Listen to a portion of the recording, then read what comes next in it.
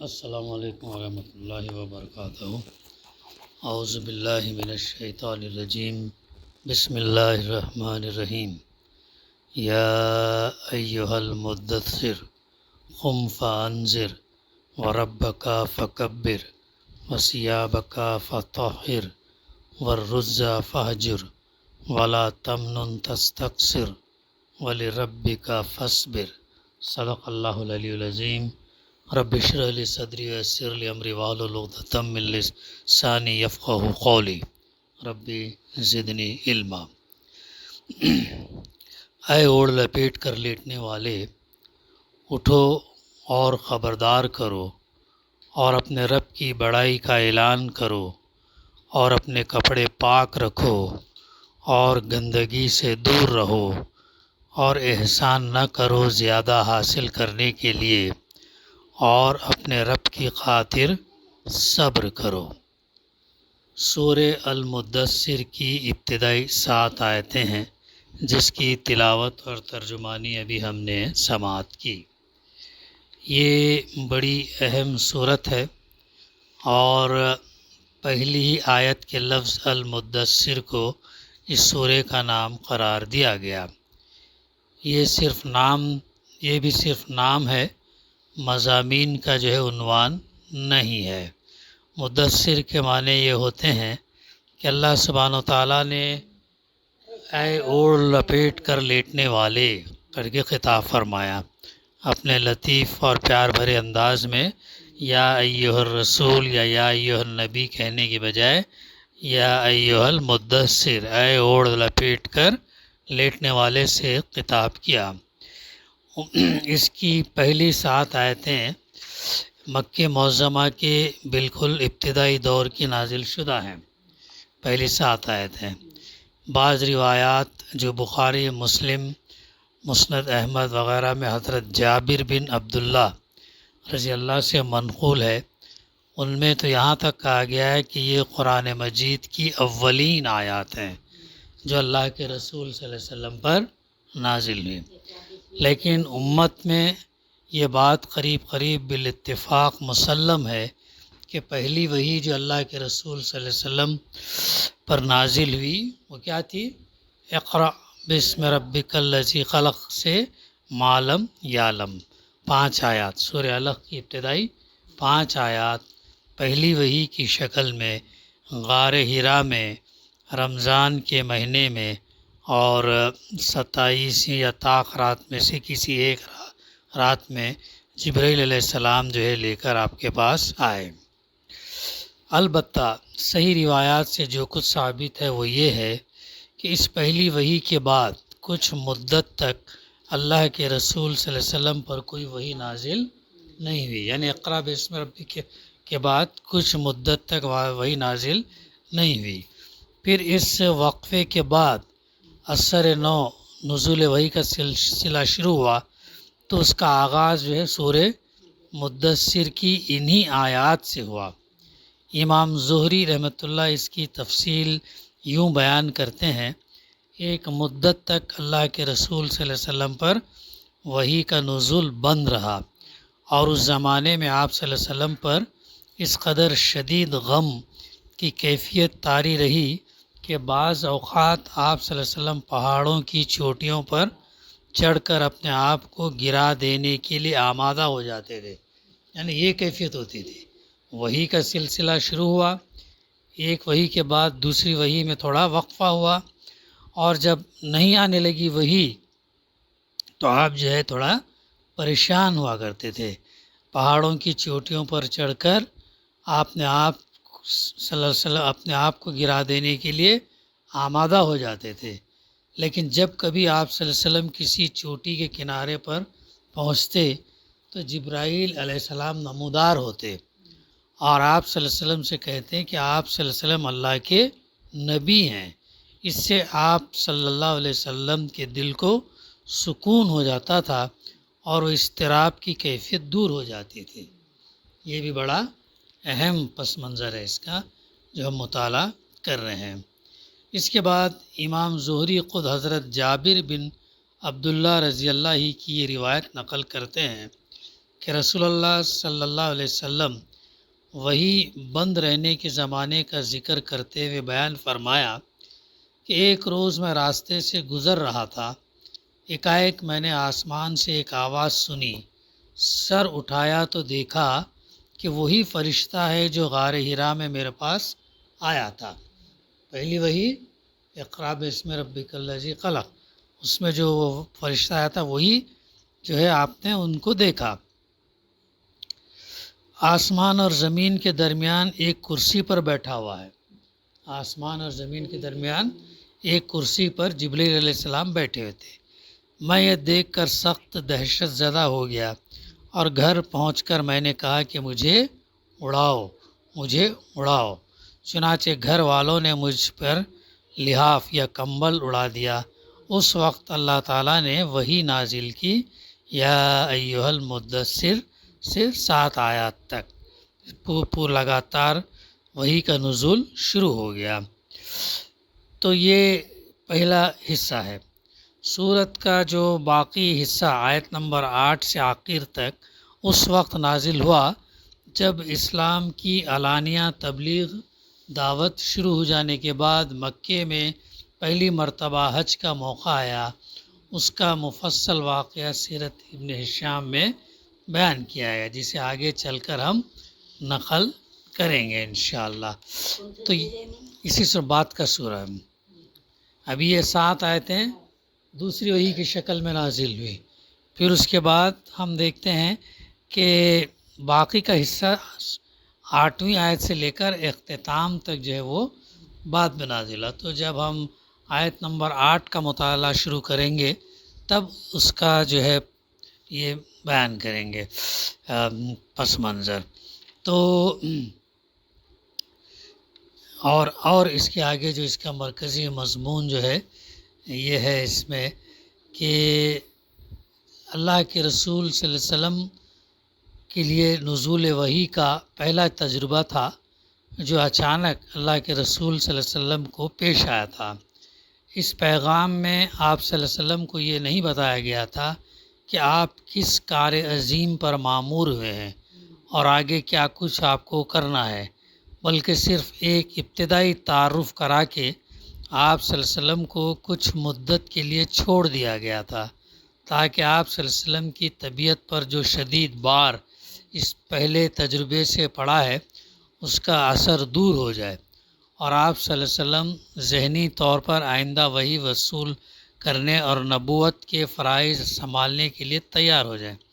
اس وقفے کے بعد جب دوبارہ نزول وحی کا سلسلہ شروع ہوا تو اس سورے کی ابتدائی 7 آیتیں نازل کی گئیں اور ان میں پہلی مرتبہ آپ صلی اللہ علیہ وسلم کو یہ حکم دیا گیا کہ آپ اٹھیں صلی اللہ علیہ وسلم اور خلق خدا کو اس روش کے انجام سے ڈرائیں جس پر وہ چل رہی ہیں۔ یعنی پہلی وحی کے بعد اب یہ دوسری وحی کے اندر آپ کو کیا کام کرنا ہے وہ بتایا گیا۔ اسی لیے یا ایھا المدثر، اے اوڑھ لپیٹ کر لیٹنے والے اٹھو، خبردار کر۔ تو یہ ہے، تو جو ہے وہ خلق خدا کو ڈرائیں کہ جس پر وہ چل رہی ہیں، یعنی جن گمراہیوں کے اندر وہ ڈوبی ہوئی ہیں، شرک جو کر رہی ہیں، اخلاقی برائیوں میں جو ملوث ہیں، بے خوف بے مقصد زندگی جو گزار رہے ہیں، ان تمام چیزوں کو، اور اس دنیا میں جہاں دوسروں کی بڑائی کے ڈنکے بج رہے ہیں، اللہ کی بڑائی کا اعلان کریں۔ اللہ بڑا ہے، اللہ اکبر، اللہ بڑا ہے۔ اللہ صرف مسجد یا اذان کے لیے یا نماز پڑھنے کے لیے اللہ اکبر نہیں ہے، بلکہ ہمارے تحت شعور کے اندر یہ بات آ جانا چاہیے کہ اللہ اکبر، اللہ ہر چیز، ہر جگہ، ہر لحاظ سے بڑا ہے، کوئی اس کے ساتھ جو ہے شریک نہیں ہے۔ تو یہ ہمارے اس میں جو ہے رہنا چاہیے۔ تو جہاں جہاں جس کی بڑائی ہو رہی ہے دوسروں کی، وہاں پر اللہ کی بڑائی کا اعلان کریں۔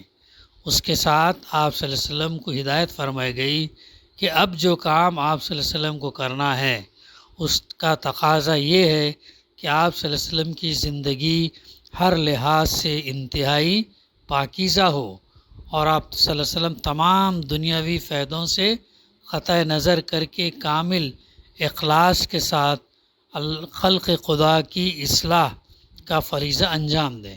آپ کی زندگی، آپ کی شخصیت، آپ کا کیریکٹر، اس کو جو ہے نا بالکل بلند رکھیں، پاک رکھیں، اور دنیاوی فائدوں سے ہٹ کر اخلاص کے ساتھ اللہ کی رضا کے لیے کام انجام دیں. پھر آخری فقرے میں آپ صلی اللہ علیہ وسلم کو تلقین کی گئی کہ اس فریضے کی انجام دہی میں جو مشکلات اور پریشانیاں بھی پیش آئیں ان پر آپ اپنے رب کی خاطر صبر کریں. جو اب یہ کام کرنے میں جو تکلیف، جو مصیبت، جو پریشانی، جو بھی آئے مشکل، اس کو جو ہے صبر سے، استقامت سے کام لیں، یہ بتایا گیا. اس فرمان الہی کی تعمیل میں جب اللہ کے رسول صلی اللہ علیہ وسلم نے اسلام کی دعوت شروع کی اور قرآن مجید کی پے در پے نازل ہونے والی صورتوں کو آپ صلی اللہ علیہ وسلم نے سنانا شروع کیا تو مکے میں کھلبلی مچ گئی اور مخالفتوں کا ایک طوفان اٹھ کھڑا ہوا. 40 سال میں آپ کو نبوت ملی. 40 سال سے پہلے آپ کو کفار مکہ کیا لقب دیے تھے؟ الامین کا لقب دیے تھے. سچے ہیں، صادق ہیں، امانت دار ہیں. آپ کی سیرت، کیریکٹر سے جو بالکل یہ کرتے تھے. لیکن جیسا ہی پہلی وحی کے بعد سے پھر آپ نے لوگوں کے سامنے سب سے پہلے آپ نے کیا کیا؟ اپنے خاندان والوں کو بلایا، کھانے کی دعوت دی.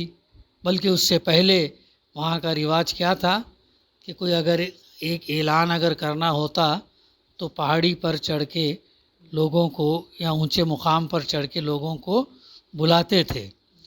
تو اللہ کے رسول صلی اللہ علیہ وسلم نے جب آپ کو یہ حکم دیا گیا تو لوگوں کو بلایا آپ نے بھی، اے اہل سبائے فلاں قریش کے قبیلے والوں، یہ کر کے لوگوں کو ایک ایک کا نام لے کر آپ نے بلایا.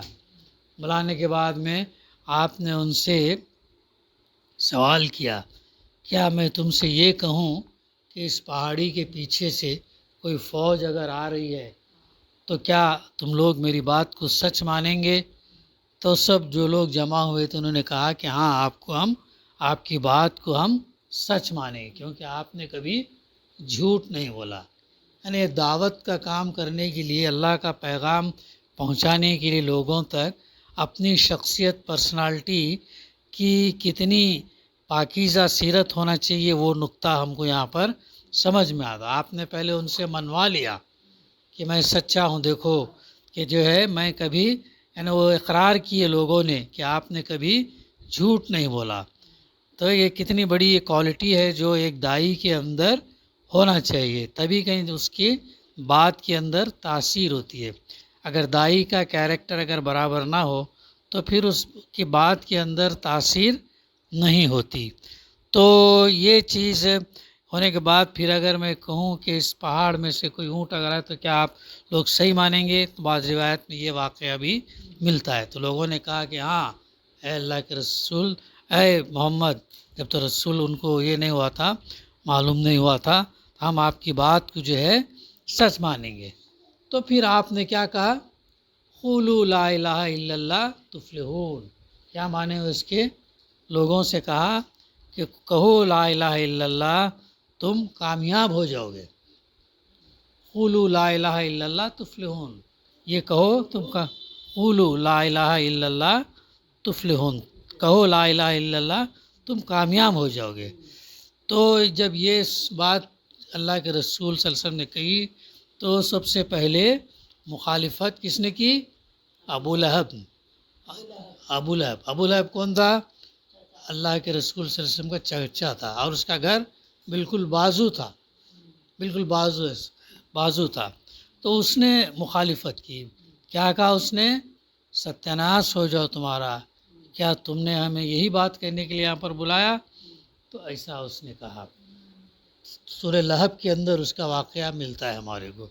تو اللہ کے رسول صلی اللہ علیہ وسلم جیسے ہی دیکھو آپ، یعنی جو قوم 40 سال تک آپ کو دیکھی کہ کتنے سچے ہیں، کتنے پاکیزہ اخلاق ہیں، کبھی جھوٹ آپ نے بولے نہیں، کتنے امانت دار ہیں، کتنی بہترین کوالٹیز ہیں، اس کے باوجود بھی جب آپ نے یہ بات کہنا شروع کی تو مخالفت شروع ہو گئی، یہاں سے مخالفت شروع ہو گئی.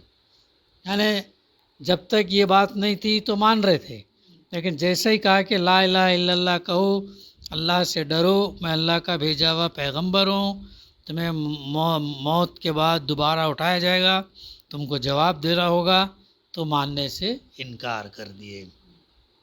یہ جو ہے ان کے اندر کیا ہو گیا، مکے میں کیا ہو گیا، کھلبلی مچ گئی اور مخالفتوں کا ایک طوفان اٹھ کھڑا ہوا. چند مہینے اس حال پر گزرے تھے کہ حج کا زمانہ آ گیا اور مکے کے لوگوں کو یہ فکر لاحق ہوئی کہ اس موقع پر تمام عرب سے حاجیوں کے قافلے آئیں گے.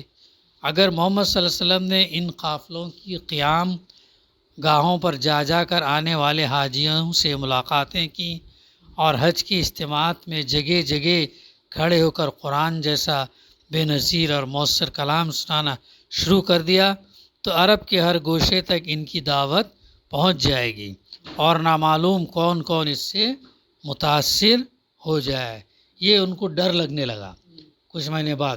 یعنی اتنی اس کلام کی اتنی تاثیر تھی، یہ کلام کے اندر اتنا دم تھا کہ یہ جاننے کے بعد میں جو ہے وہ حالانکہ ایمان نہ بھی لائے تو جو ہے اس سے وہ ڈرتے تھے، خوف یہ کہیں جو ہے اس کے باتوں میں آ نہ جائیں کر کے، ایسا یہ تھا. تو انشاءاللہ آئندہ ہم اس کا سلسلہ جاری رکھیں گے.